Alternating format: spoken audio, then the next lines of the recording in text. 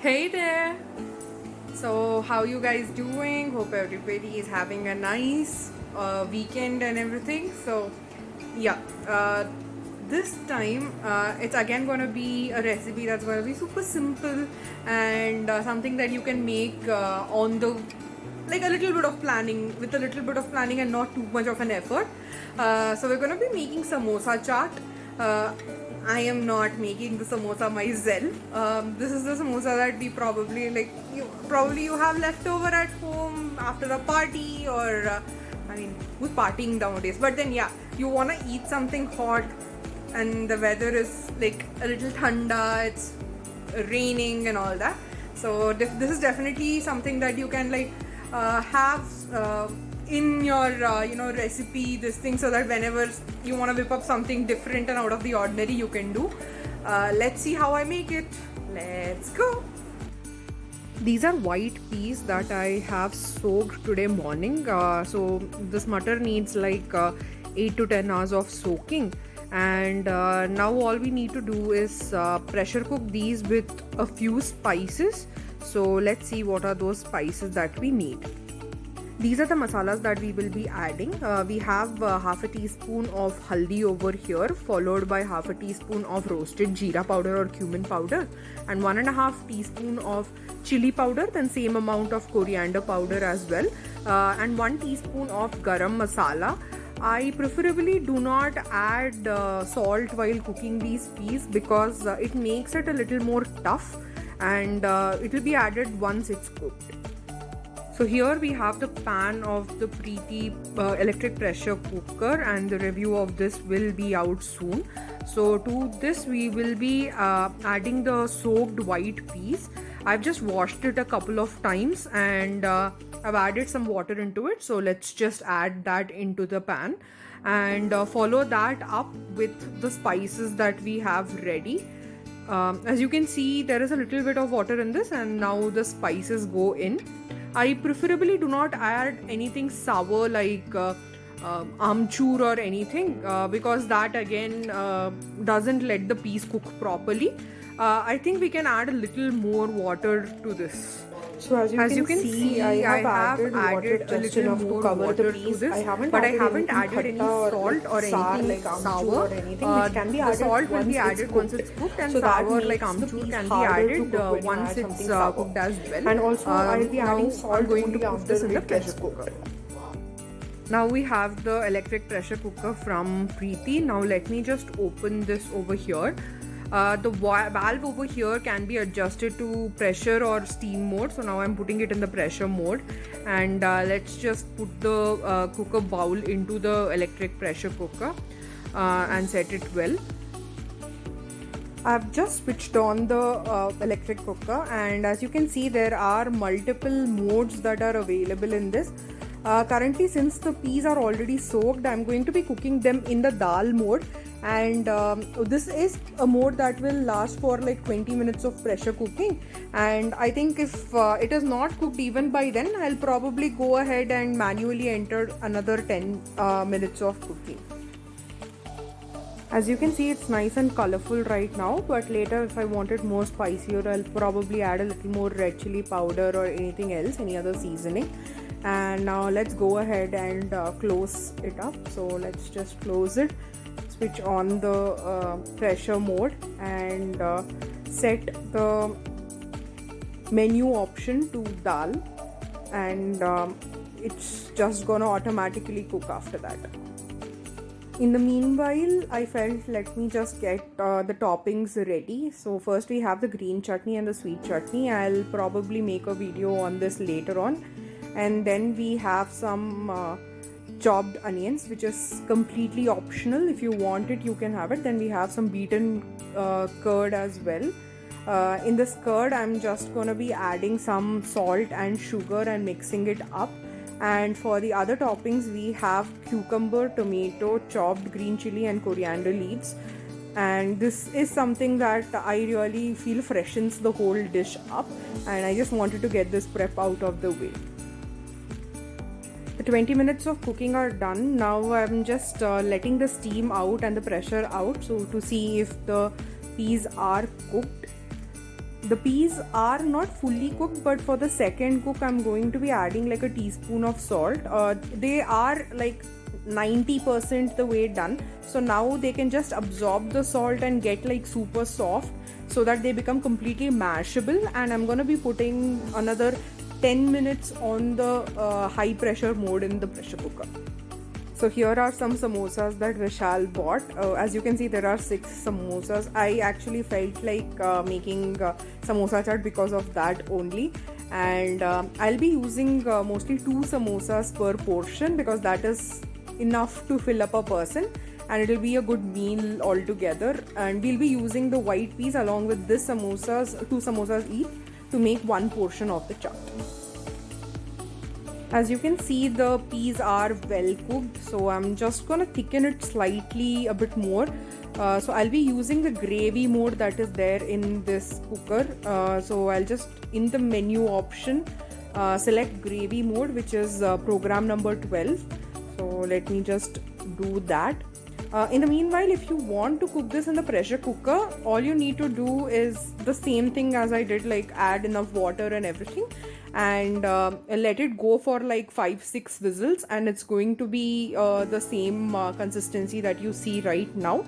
If you have stubborn peas which don't cook, you can always add a little bit of bicarbonate of soda or eating soda basically.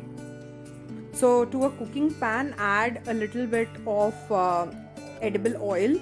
So I use something that is neutral like sunflower oil. Then we can just go ahead with a little bit of onions, and we need to saute them a little bit for a while. So I'll be adding a little bit of tomato and a little bit of green chili as well, and let it saute. So let me just saute that for a while.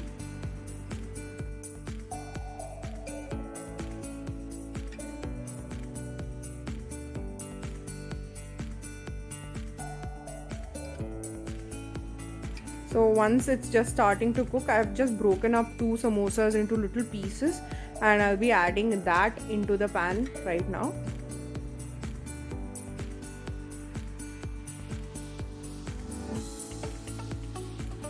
Now saute the samosa as well with the onion and the tomato slightly.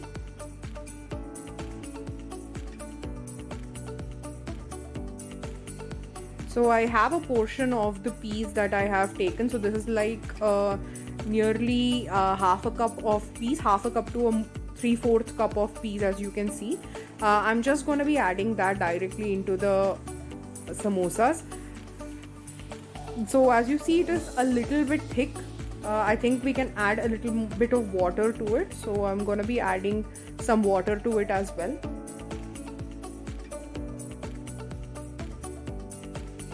In the same dish, I've just put some water and added that to the chaat.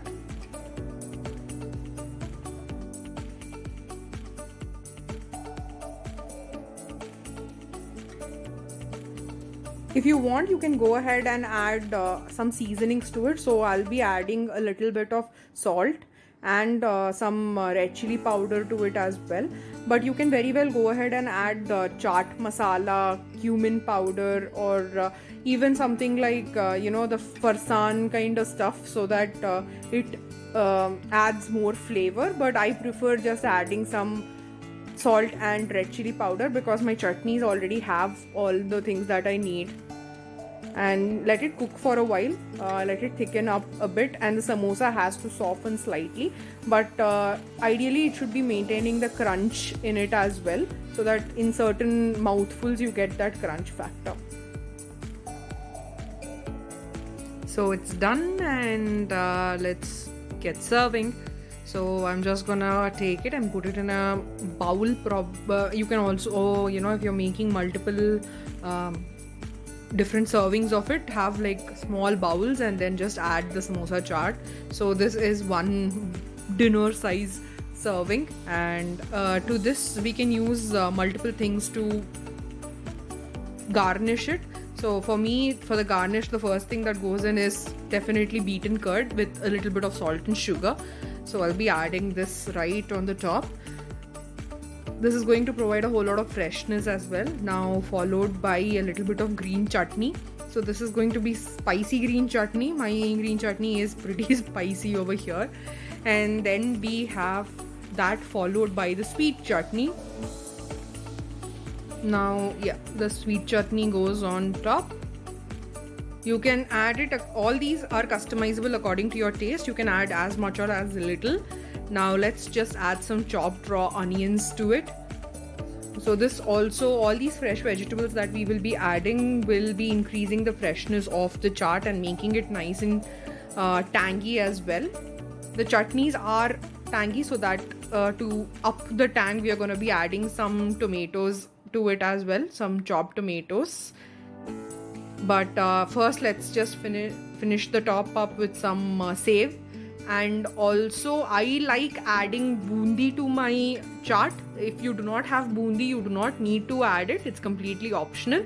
I like the little bit of crunch that comes from bundi, but yeah, that's completely optional. Now let's add the tomatoes, followed by the cucumber.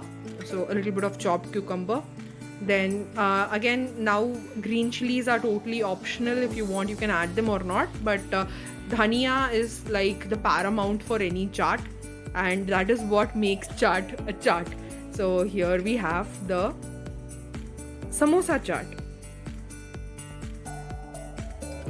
So Vishal is going to try the samosa chaat. Vishal, do you like samosa chaat? I love samosa. So Samosa chaat, kachori chaat, papdi chaat, everything I love. So let him give a try. He's just mixing that up.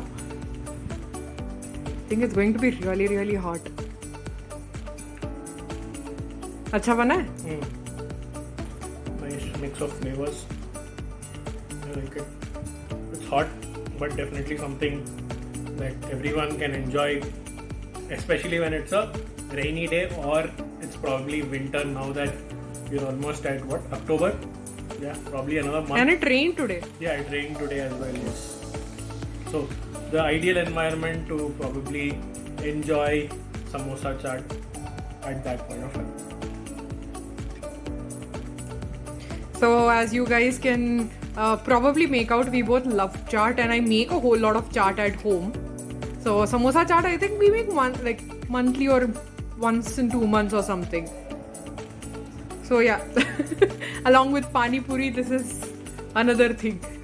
And bhel puri. Bhel puri, pani puri, dahi papdi. And also pav bhaji. Okay, I'll go ahead and enjoy my samosa chaat. You guys also go try out the recipe as per Rashmi's guidance, and hope you enjoy it. I'll see you guys in the next video. Bye bye. Peace out.